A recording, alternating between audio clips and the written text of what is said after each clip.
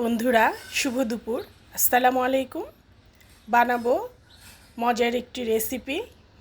এই সময় এটা অনেক পাওয়া যায়, সিমের বিচি।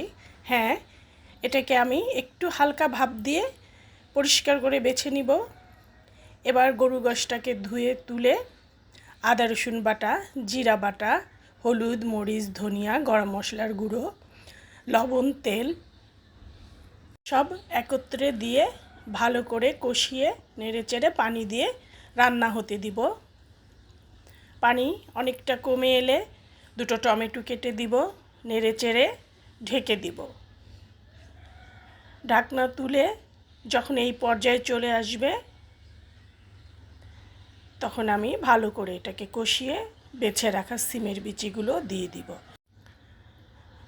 এটা দেওয়ার পরে অল্প একটু সামান্য টাইম রান্না করব, উপর থেকে একটু জিরার গুঁড়ো দিয়ে নামিয়ে নিব। হয়ে গেল।